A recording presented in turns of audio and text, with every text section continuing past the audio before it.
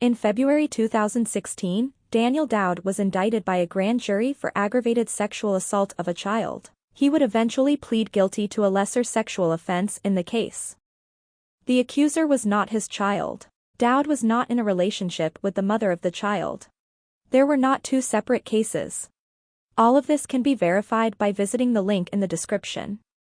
With those facts in mind, behold as Doud's friends, Angela G., Treach, and Juniper spread lie after lie in attempts to cover up sexual crimes against a child.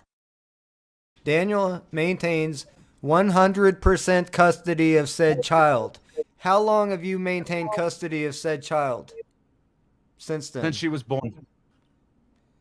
Daniel's got custody of the child today. He showed the child on stream several times. She lives with him. Except do a live stream with my daughter in it, and you're hyper focused on a fucking 6-year-old.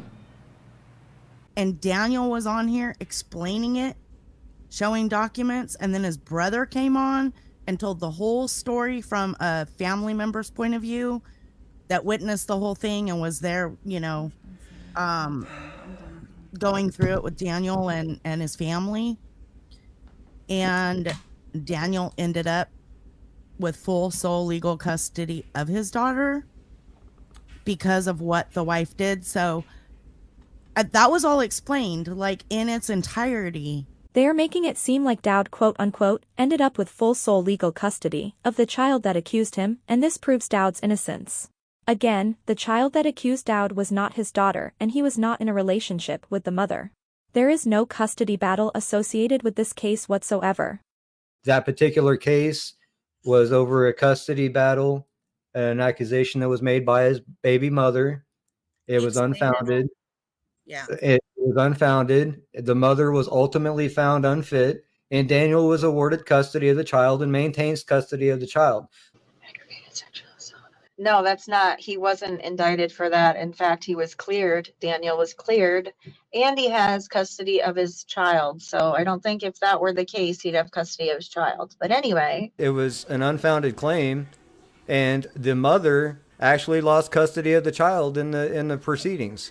She must have been doing some pretty fucked up shit, on top of making false allegations on the father, to have lost custody of the child.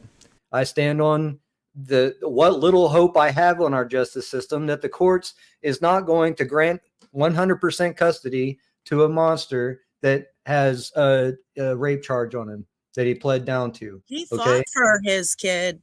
He still maintains custody of the child, and that speaks volumes over whatever might have been said in his past. How does Daniel maintain 100% custody of the child?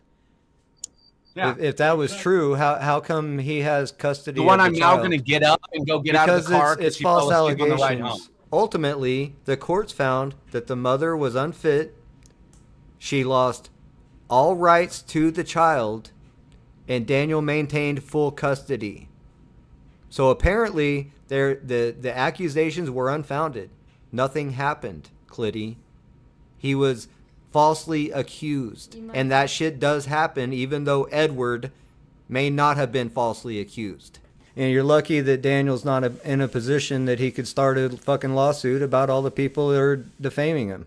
Often when couples are breaking up and debating custody rights, there are false allegations against the opposite partner. Oh, you pled down such a big jump, and they let you keep the kid in the long run. Like, dude, what did you pay the courts off? Do you really think the United States is this bad? You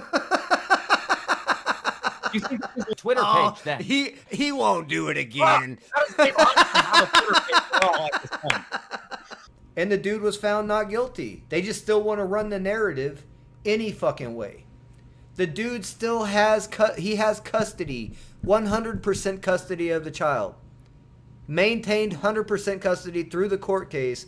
These motherfuckers are still like, oh no, he was accused though. Show me a court anywhere in the world that's going to fucking give 100% custody to the fucking predator and take it away from the mother who was making the accusation. Doesn't make sense.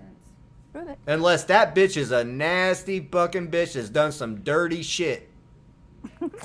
Right?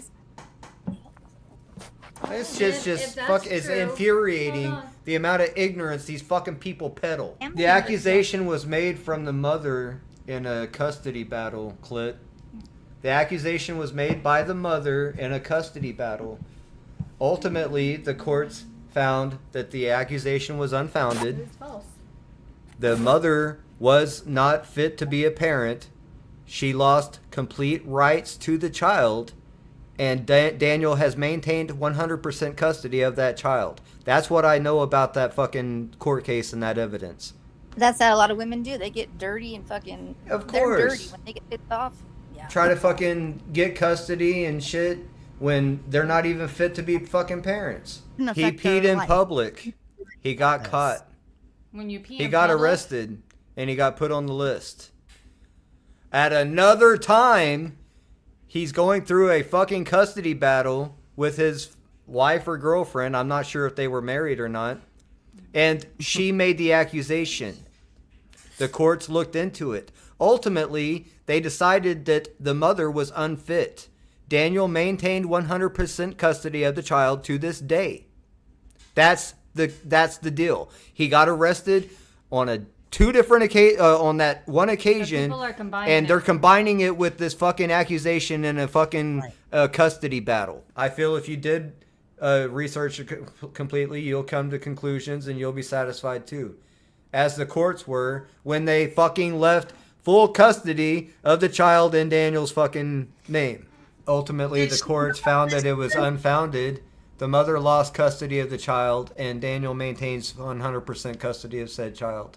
I'm sure during a custody battle where accusations are being made and there was a past charge on his record, I'm sure it was brought up, Pat Con, and I'm certain that the courts looked at that situation and checked into it. Ultimately, Daniel did not have to register as a sex offender for that charge. So, you know, why do you people care? I know, it's unbelievable.